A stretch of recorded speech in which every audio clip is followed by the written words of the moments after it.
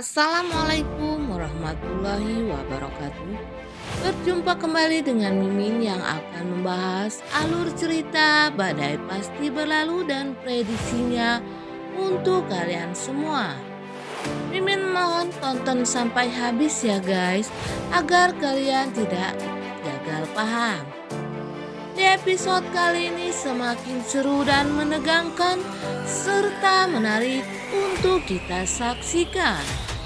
Chris akhirnya mendapatkan keterangan tentang di mana Tiara tinggal dan Bonnie adalah anak Tiara. Semua informasi ini Chris dapatkan dari Reta yang saat ini sedang masuk dalam perangkap cintanya Chris. Maklum saja si wanita penghayal ini sedang merasa di awang-awang. Reta mengira kalau Chris mencintainya sehingga apapun yang ditanya Chris, Reta jawab dengan jujur. Sementara itu keluarga Sisa mengadakan liburan bersama. Tapi liburan ini bukannya membuat keluarga makin rukun. Yang ada Pak Diki bertengkar lagi dengan Johnny karena Pak Diki lagi-lagi dirasuki rasa cemburu pada Johnny dan Dokter Cory. Maklum saja Pak Diki ini si bandot tua yang mencintai Dokter Cory masih muda dan cantik. Tentu saja dia akan cemburu apabila Dokter Cory dekat dengan Johnny anaknya. Dan akhirnya Tante Marissa harus bertekuk lutut kepada Siska karena Siska kini dapat mengantongi hasil tes DNA bahwa janin yang dikandung Siska adalah anak Leo.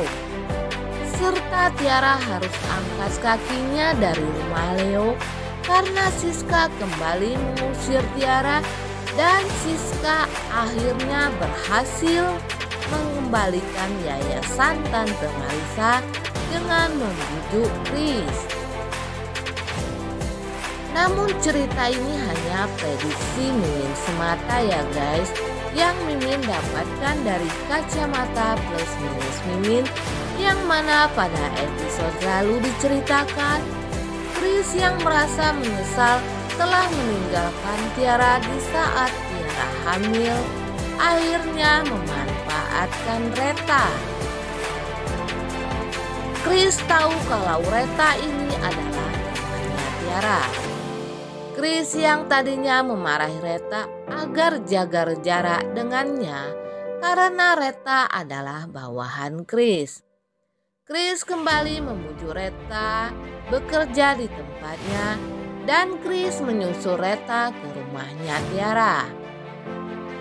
Reta yang merasa GR ini menyangka kalau Chris sudah menyukainya dan Reta pun berhayal kalau Chris sedang memperlakukan Reta bak putri raja, di mana pada saat itu Chris mencium tangannya dan mengatakan Reta adalah putrinya. Yang hal ini membuat Chris yang melihat tingkah Reta pun menjadi bingung. Chris seakan melihat Reta ini seperti orang gila. Dan Chris pun menegur Reta agar segera masuk mobilnya. Dan di scene lain Dokter Cory yang merasa tidak enak hati melihat Johnny dan Pak Diki yang selalu bertengkar akhirnya memberanikan diri menelpon Tante Monik. Dokter Cory meminta maaf atas semua kejadian yang menimpa Pak Diki dan Johnny. Tante Monik yang ditelepon oleh Dokter Cory pun mengatakan kepada Dokter Cory agar Dokter Cory jaga sikap dan jaga jarak pada Johnny, supaya Johnny tidak salah anggap terhadap Dokter Cory.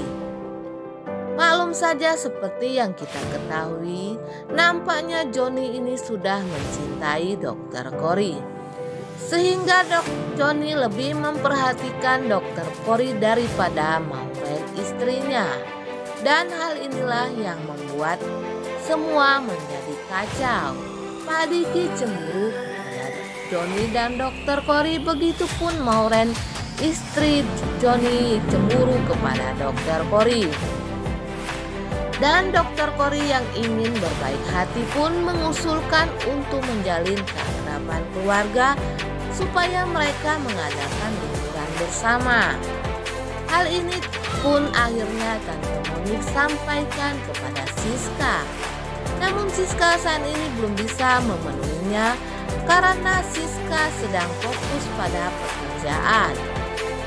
Siska tidak mau dianggap tidak profesional dalam pekerjaannya dan Siska ingin menolong Tante Marissa agar bisa mendapatkan yayasannya kembali, dan untuk mendapatkan yayasan itu kembali ke tangan Tante Marissa, Siska harus bisa bersikap baik dan manis kepada Chris karena Siska tahu dalang semuanya adalah Chris. Dan di saat pada malam hari tanpa Tante Monik ketahui, Siska mendatangi rumah Tante Marissa. Tante Marissa dan Tiara pun terasa kaget dengan kedatangan Siska yang tiba-tiba ke rumahnya ini. Dan sesampainya di rumah Tante Marissa, Siska mengatakan kepada Tante Marissa agar mengusir Tiara. Namun Tante Marissa menolak permintaan Siska ini. Dan Tante Marissa yang merasa sangat emosional akan memukul Siska. Tapi Tiara menghalangi Tante Marissa. Tiara yang pura-pura baik ini tidak menyuruh Tante Marissa memukul Siska. Dan akhirnya Tante Marissa pun mengusir Siska dari rumahnya.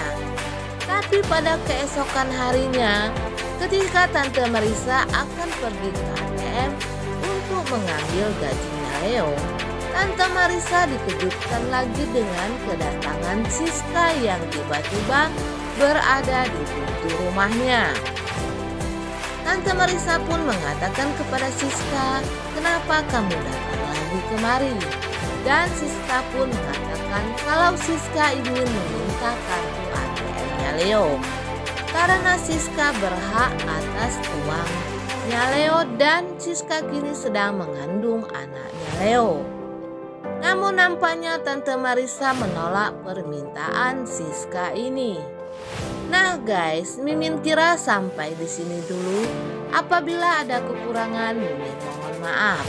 Untuk kalian yang baru menemukan channel ini, tolong bantu dukung channel ini dengan tekan tombol subscribe dan aktifkan lonceng notifikasinya agar kalian tidak ketinggalan info-info terbaru dari Mimin. Mimin akhiri, wassalamualaikum warahmatullahi wabarakatuh.